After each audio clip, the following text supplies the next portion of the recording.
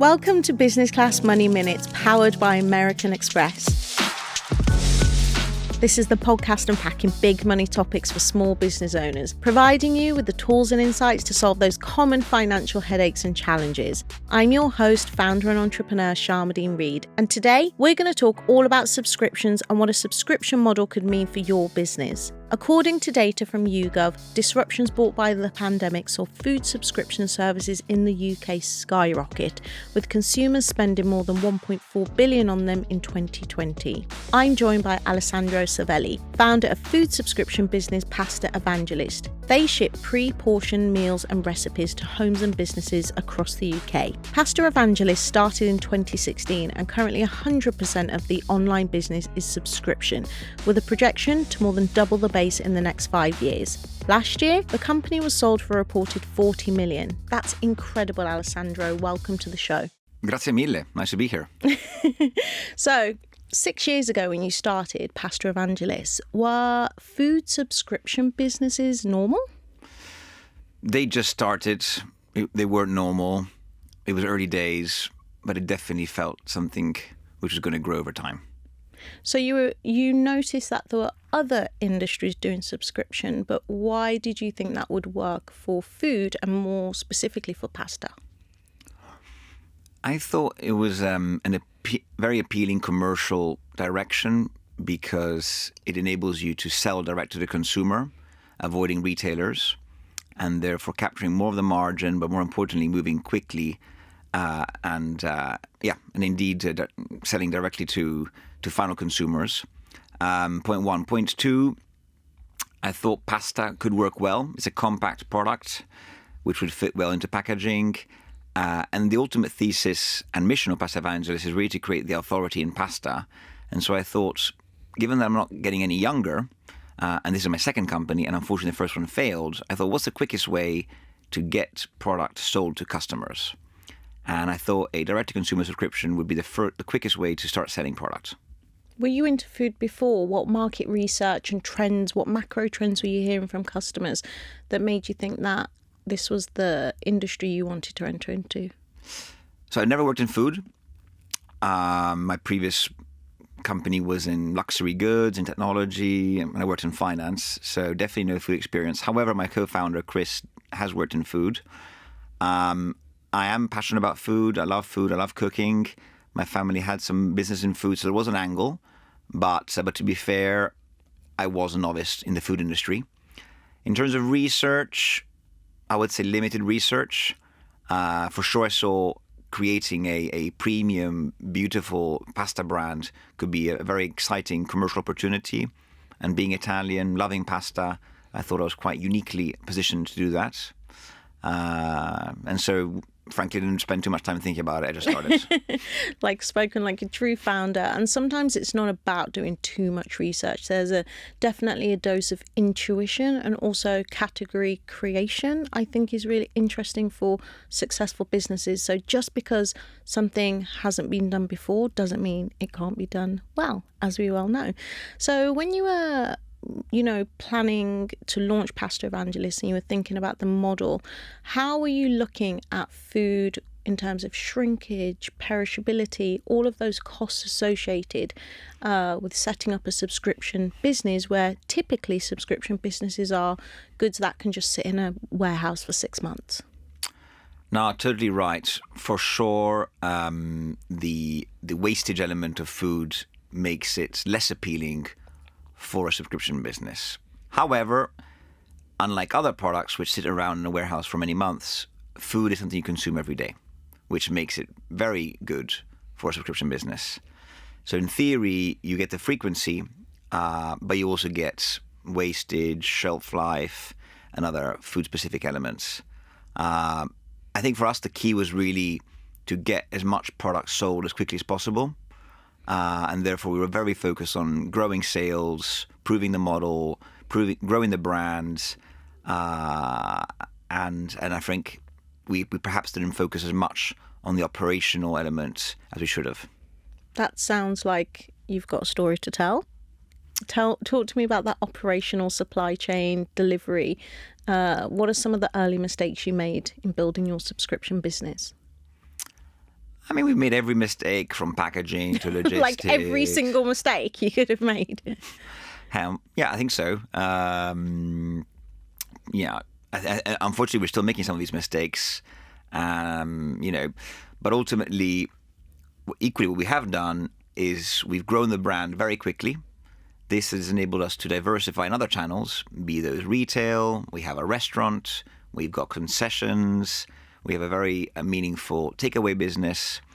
And so the subscription e-commerce direct-to-consumer channel and business has grown the brand to the point that has enabled the company to open up other avenues which are currently bigger than the direct-to-consumer e-commerce business itself. So that's really interesting. So it's almost like the subscription business was the marketing brand awareness to support a more diverse revenue stream. Correct. Was that always the plan? I think the plan was from day one to build an omni-channel business. Because ultimately, our mission is to create the authority in fresh pasta. And pasta you can eat in a restaurant, you can eat a takeaway, you can take it in the supermarkets, you can buy it online. There's many ways to consume that. And we were focused on creating an amazing brand and amazing products. How we would sell it, we're less interested in, as long as it maintains the integrity of the product, it's brand accretive, and it creates margin. What were some of the surprising early costs through running a subscription business that you didn't anticipate? I mean, subscription online businesses are definitely marketing hungry. If you want the acquisition machine to work, and to an extent the retention machine to work, that does require ongoing cash investments, which we did do. What we didn't do as much is the investments in operations, which perhaps we should have anticipated. And we also didn't do sufficient investment in technology. Equally, it's hard to do everything at the right level of intensity and investment and know-how, because it would be difficult to do all three. And we chose to focus on brand and marketing to grow that brand. What made you choose that? Probably my background, I would say. My background is not really in operations and technology. It's more in brand, business development, channel creation, marketing. So I focused on what was I good, and I also was keen to focus on what would create the most value for the stakeholders. And ultimately, in FMCG, people buy brands. Did you think about hiring? How did you approach hiring for your weaknesses? So from day one, I was focused on finding co-founders. And I was lucky enough to find two. One co-founder I found after 2 months, and one I found after 12 months. And this was quite a deliberate, strategic process whereby I kept on meeting potential co-founders until I found what I thought would be the right one. And for these two roles, I met around 25 people each time. Can I ask a question? 2 questions, actually. Was your first business were you a solo founder in your first business? I had co-founders, but either they joined later on or they weren't full-time. So they were in the trenches, but not quite. I was looking to find... As committed? They were definitely committed, even financially committed. But I was kind of keen to find, ideally, 2 co-founders from day one full-time. Because I hear a lot from second-time founders when they've done the journey by themselves the first time. The second time, they're always like, I was definitely intentional in finding people to share the load, because it is really difficult to build and scale a successful company, right? And when you were looking for co-founders, you said you met 25. Did they know that you were interviewing them? Yep. Did you use a recruitment process, or was it natural, organic meetings? I used every process possible, from friends to business school friends, old colleagues, friends of friends, LinkedIn. I got many potential candidates from a business school alumni newsletter. And I was having one coffee after another. And what were you looking for? As you said, I was looking for someone different from me, in terms of skill set and background, ideally. Someone keen to jump ship full time. Someone passionate about food. Yeah. So going back to the omni-channel aspect of your business, what was the first deal that you did after you launched subscription?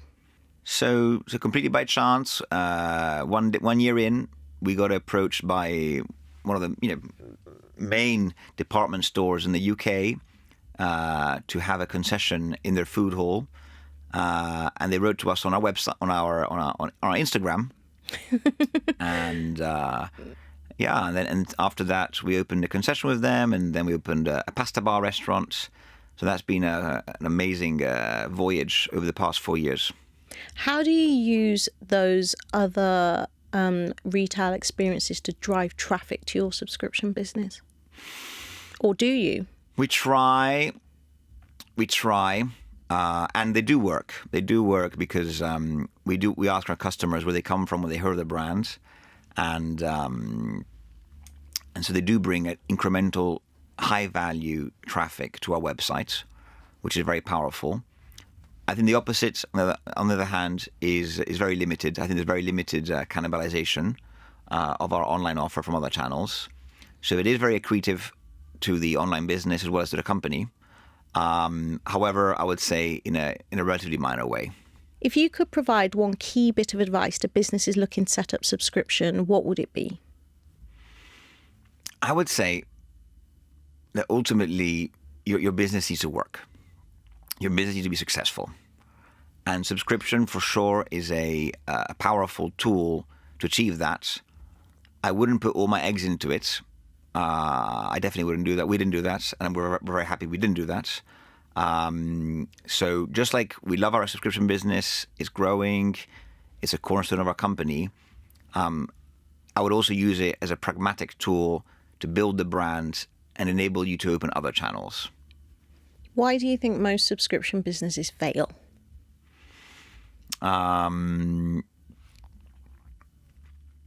Ultimately, the retention is tricky because most products you can buy them in a shop, you can buy them from a competitor, and the friction of going back on the website to reorder that is it's tricky. And therefore, that marketing dollar you need to spend for acquiring the new customers and retaining the existing ones in such a way that is value accretive is very tricky.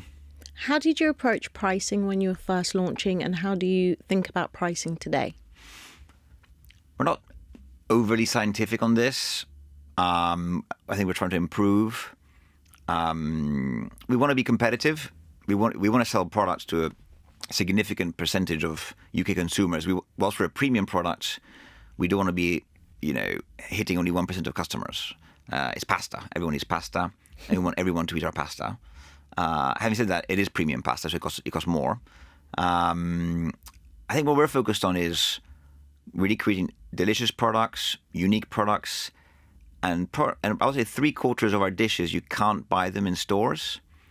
So our duck ragu or a wild boar ragu, for instance, or a pistachio pesto, for sure, are they expensive? Are they cheap? I don't know. They're more costly than other pasta products, but you just can't buy those specific sauces and pastas in store, and therefore it makes it less easy to compare.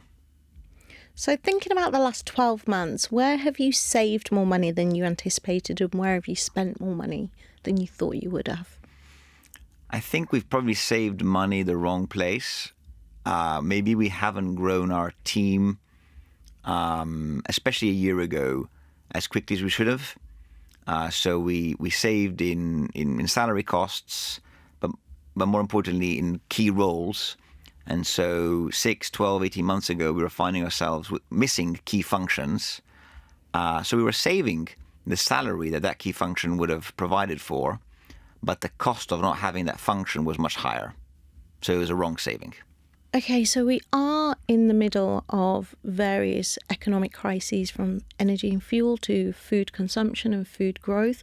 Are you thinking about how these might impact your business? You are a food business, and there have been supply chain issues, shortages, etc. How are you thinking about this?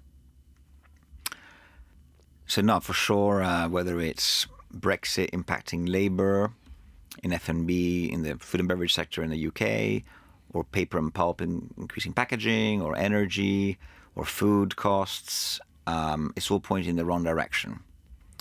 And therefore, you need to increase prices. Simple as that, unfortunately. For sure, clever people were trying to increase prices in a judicious way to still provide value to customers. We're trying to increase prices perhaps only on certain SKUs.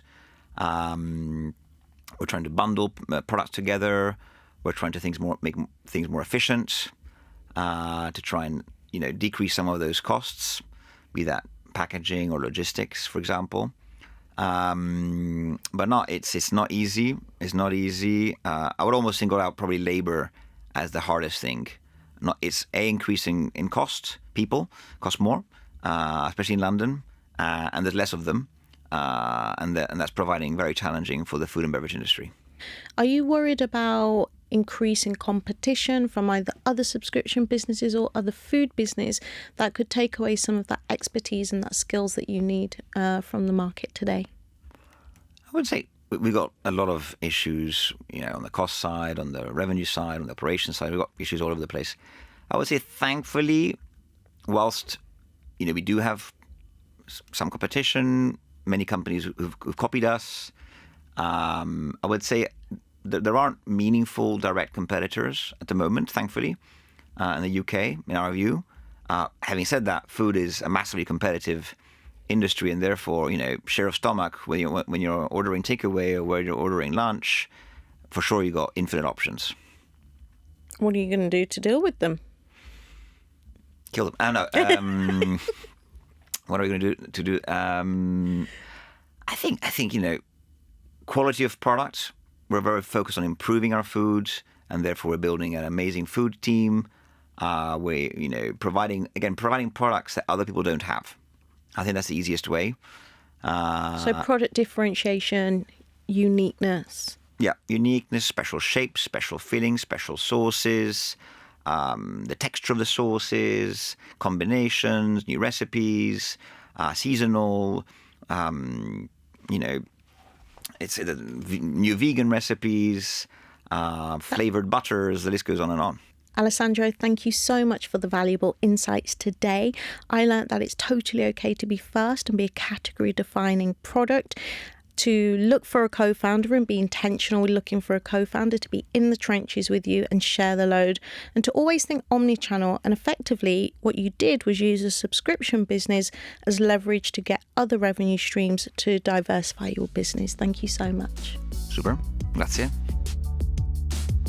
Make sure you check out the Business Class Trends and Insights Hub for the latest articles and videos on everything related to small business finances. And don't forget to subscribe to the Business Class Money Minutes, which you'll find wherever you get your podcasts, so you'll never miss an episode. Until next time, from me, Sharmadean Reid, and the entire Business Class Money Minutes team, goodbye and take care.